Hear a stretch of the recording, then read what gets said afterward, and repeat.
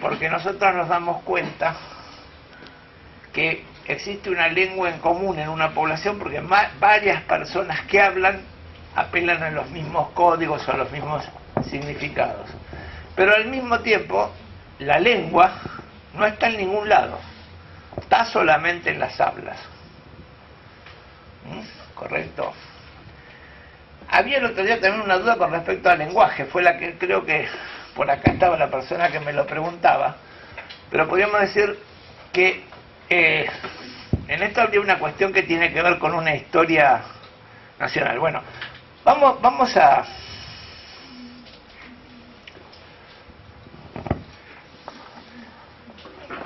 También yo muy a último momento me puse a hablar de algunas cosas que no tengo firmina.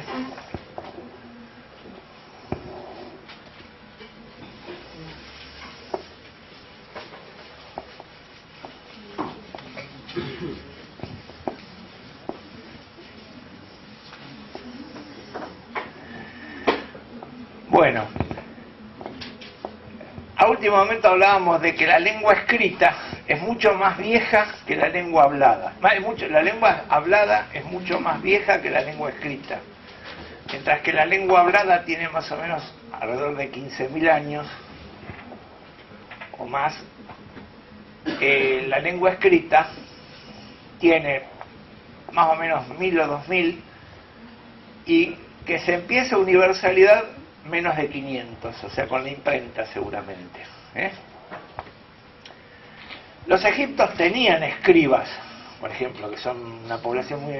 pero era como un oficio en sí mismo que tenía que ver con la administración. En un imperio, las órdenes no podían ser, las órdenes y todos los recuentos no podían ser orales, tenían que escribirse de alguna manera. Y también en un imperio hace falta que los mensajes vayan y vuelvan, y por eso estaba la lengua escrita, pero había quienes los que sabían escribir era como el teléfono de aquellos tiempos, no eran que había mucho interés que todo el mundo lo supiera. En algún momento empiezan a interesarse también los reyes en saber leer y escribir. Ahora, estábamos diciendo también que las primeras veces todos reconocemos esto, ¿no? ¿Qué es esto? Mismo que ese, el mío es más lindo que el que está en la cinta, pero bueno. Entonces es posible que las primeras veces se hiciera, de hecho las primeras formas de comunicación fueron los primeros dibujos que hacía el hombre y trataba de representar lo que veía. Pero esto que era un árbol, seguro que en un momento dado se simplificó, y llegó un momento que hasta se puede haber deformado. Entonces, podemos decir, los anagramas son los lenguajes que tratan de representar con simbolismos o con similitudes, o sea, son analógicos. Y los jeroglíficos son deformaciones por el uso de esos lenguajes anagramáticos o analógicos. Ahora, lo que el otro día decíamos es que tenía que haber un signo o un significante, un representante, vamos a empezar a llamar ahora, por cada representado. O sea que había que tener como una palabra por una palabra escrita por cada cosa que existía. ¿Y cuál va a ser una de las cosas que va a introducir un cambio en este sentido? Los griegos primero y los romanos después. ¿Por qué? Porque van a crear un alfabeto. ¿Y cuál es la ventaja del alfabeto? Que se reduce la cantidad de signos, o mejor dicho, se reduce la cantidad de elementos para representar, y aumentan su posibilidad de representar a partir de las combinaciones que pueden hacerse entre ellos. O sea, ustedes, lo importante es que cuando el alfabeto de ustedes tiene... ¿Cuántas letras son? La maestra se me fue. ¿Cuántas letras son? 29. ¿Te acordás con eso? Vamos a poner que fueran 29. Puedo equivocarme, Y 10 números. Quiere decir con...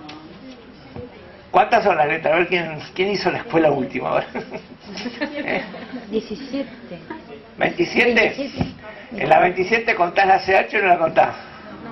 Bueno. Y la doble L. Tampoco, no, pero esa, la CH es la única que algunos alfabetos. 27 son así. Sí. Bueno, no hay ningún otro. La ñ. ¿Y la ñ existe en todos los idiomas? O sea que en el inglés sería menos, todavía 26. Bueno.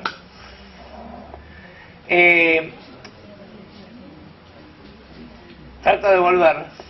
Para que con 39 signos podamos lograr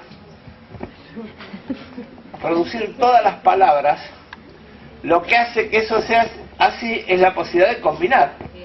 Esa combinación que nosotros aprendemos en la escuela con el famoso silabeo, ¿no? El otro día estuvimos hablando de los métodos de la lectoescritura, entonces hay corrientes que se llaman de silabeo y otras que se llaman constructivistas o de génesis de la palabra y que tratan de enseñar las palabras enteras, o sea que de alguna manera reproducirían la idea del anagrama. ¿Está? Empecemos, los chicos aprendan las palabras más que los deletreos por el momento. Eso quiere decir que no van a deletrear, no, porque como lo que van a tratar de reproducir es la palabra, lo que va a hacer es que van a reproducir la palabra con algunos errores, y no hay que darle pelota a los errores durante un tiempo. Ese sería un poco el método constructivista, ¿se entiende? ¿No? ¿Estaría bien explicado? Más o menos, a ver, ¿qué me falta? ¿Qué me falta? Es así. Pues, lo general está. Bueno, ahora, esto hace que podríamos decir que la lengua tiene una característica y es la siguiente, que por un lado nosotros construimos las palabras por selección y combinación, pero también después podemos ir construyendo lo que decimos también con selección y combinación. Entonces, por ejemplo, yo podría decir: mi casa es bella. ¿Estamos de acuerdo hasta ahí? ¿Por qué digo selección? Porque cada una de estas palabras tiene alternativas. ¿No? ¿Tiene alternativas cada una de estas palabras? Por ejemplo, en casa podríamos poner un montón de posibles sinónimos.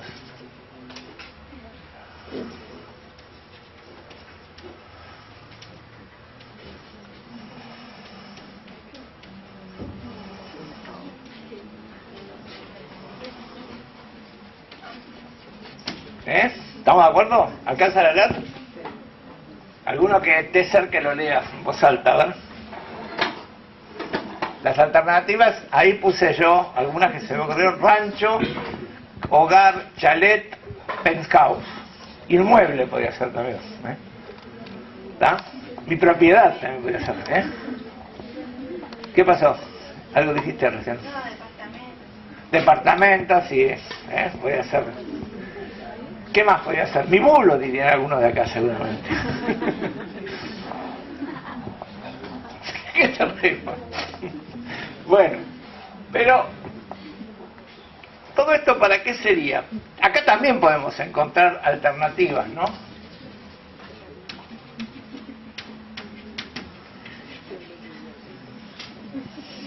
Bueno, ¿se le ocurren algunas otras ahí? Ahí seguramente. ¿Correcto? Pero lo que por ahí puede ser que aprovechemos y usemos que esto tiene niveles de sentido libre mucho mayores. ¿Qué quiero decir con esto de sentido libre? Que evidentemente cuando nosotros elegimos, por ejemplo, mi rancho, yo me estoy describiendo de una manera. Si yo digo en cambio mi chalet, me describo de otra manera. Si digo mi hogar, me estoy describiendo de otra manera. ¿Se entiende? Que por más que en la intención directa del mensaje, el mensaje es el mismo, lo mismo queda un nivel de sentido libre que permite que el otro tome alguna información más de mí que la que yo quise expresar. ¿Se entiende esto? ¿Por qué sucedería esto? Porque un sinónimo,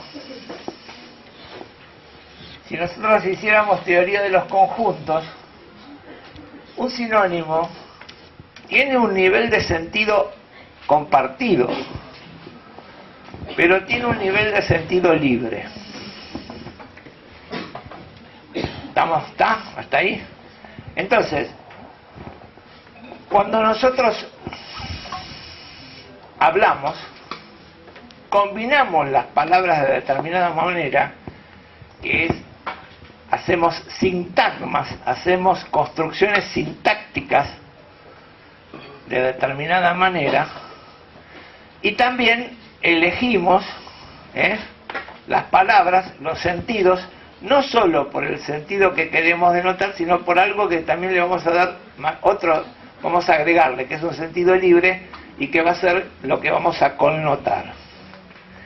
Bueno, esta es una de las cosas que hace que esta relación, se vuelva bastante interesante, el análisis lingüístico. Y este tipo de análisis, vamos con una cosa también, es medio difícil ser muy ordenado. Si yo hablo con ella, puede ser que algunas cosas, le digo cosas y se van a interpretar por lo que yo digo, pero algunas cosas se van a interpretar por mi actitud al hablarle, por la forma que yo... Esto lo vamos a ver después en el modelo psicosocial, que uno le da sentido por la información que transmite y le da sentido por la forma que establece la relación al decirlo. Pero acordemos que esto que estamos hablando o analizando ahora sucedería hasta en la comunicación escrita. Este nivel de sentido también se produce en la lengua escrita, no solamente, es más, por ahí se inicia más con la lengua escrita, empieza a ser más importante en la lengua escrita. ¿Estamos de acuerdo hasta ahí? O sea, vos estás poniendo cara de no entender. ¿Qué es lo que no entendés? ¿O te quedaste pensando en algo? ¿Pero algo? ¿Seguro? Está todo clarísimo hasta el momento. Bueno, explicáselo a tus compañeros que nadie entendió nada. ¿Vale? Yo me quedé en el sentido compartido de la palabra, que tiene una parte, un significado libre y otro compartido. Y como que el libre, lo que entendí, da lugar a que el otro interprete más o menos algo del otro que está diciendo. Correcto. Acordemos, por ahí está bien lo que vos decís, pero vamos a agregarle que existen dos posibilidades. El que habla o el que enuncia ya trata de darle una intencionalidad al sentido libre. Y además tenés razón que el que escucha también le agrega sentidos que no necesariamente son los que le quiso poner el que habla. Acordemos una cosita también. Esto va a ser bastante importante y después lo vamos a ver en una primera que se llama denotación y connotación. Y esto seguramente puede hacer lo que hasta puede llegar a en un momento dado analizar un analista. Trata de analizar connotaciones, por decirlo de alguna manera. ¿Estamos de acuerdo hasta ahí? Así que estamos bastante en materia. Pero también uno lee un diario y dice, ¿y este diario es de derecha o es de izquierda? ¿Está a favor del gobierno, está en contra del gobierno? Porque también deja niveles de significado libres en las palabras que usa. ¿Correcto? Bueno, ¿por qué me metí? Yo decía que todo esto había sido como yo ya me había... ustedes ya estaban muy cansados y yo me metí en esto. Creo que también otra de las cosas que dije es que, bueno, sí creo que lo que alcanzó a quedar claro es esto de que esto como es distinto se ubica en un lugar en el cerebro distinto y que también tenemos que romper el error de creer que la lengua escrita y la hablada es la misma. Son dos lenguas que tienen correspondencia, pero no es la misma. Por eso, cuando aprendemos otro idioma, tenemos dificultades y tiene que salir la fonética a veces a resolver esas dificultades, porque no son la misma lengua, sino que tienen correspondencia la lengua hablada con la escrita. Vamos a volver entonces, todo esto factiblemente, ¿qué pasó por allá? Un no hubo muy fuerte, muy clarito, ¿no? Ya está. ¿No hay nada para agregar? ¿No? Mirá que Spitz dice que él no es un organizador del psiquismo, así que contanos, capaz que nos organizás qué es lo que no es. Bueno, no,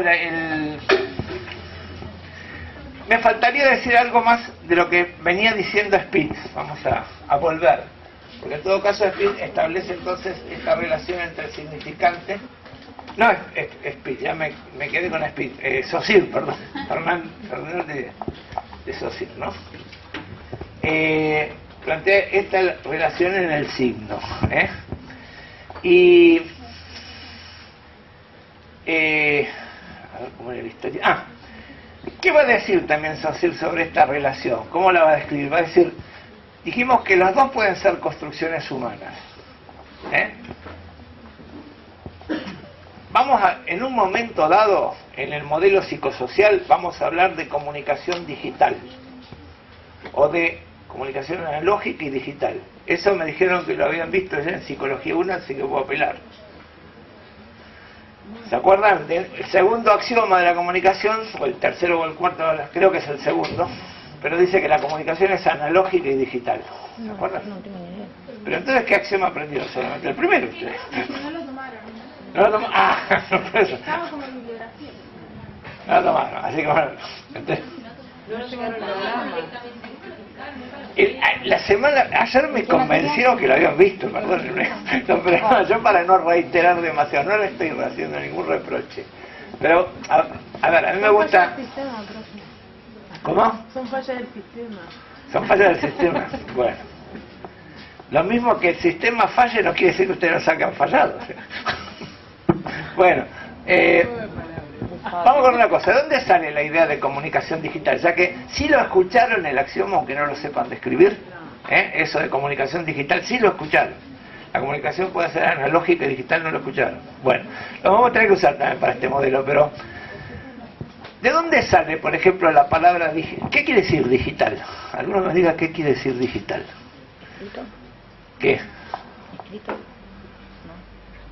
No, sería más... no, porque entonces... No. Puede ser como algo opuesto a algo mecánico. Algo opuesto a algo mecánico, no. En verdad, la verdad que este es el caballo blanco es verdad. Pero bueno, digital quiere decir esto, dedos.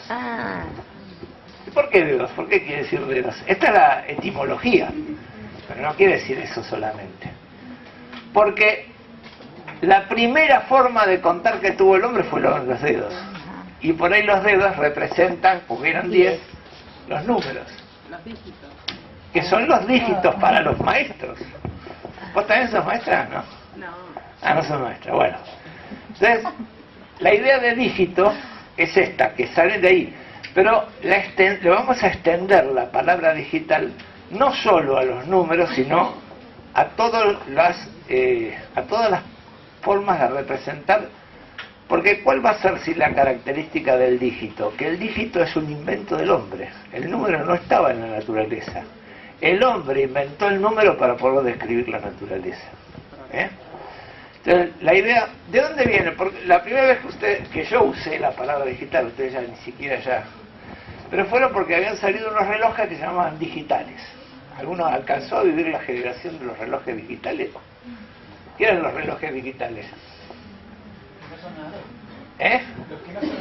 Bueno, ¿cuáles son los analógicos? Este es un analógico. ¿Alguno lo ve? Qué bueno, ¿viste? Bárbaro. Bueno, pero hubo una época que salieron relojes que traían directamente el numerito de la hora. Decía 14:53. No tuvieron éxito esos relojes, mucho. ¿Tenés ese o tenés los dos? Ese solo. ¿Y te manejas bien? Bueno, ese es el reloj digital. ¿Y por qué le llamaban digitales los japoneses? Porque la primera forma que se hizo eso fue representando los 10 números con 8 luces u 8 oscuridades. Con esto representaban todos los números. Ustedes saben esto, no hace falta que se los escriba, pero el 1 son las 2 de un costado.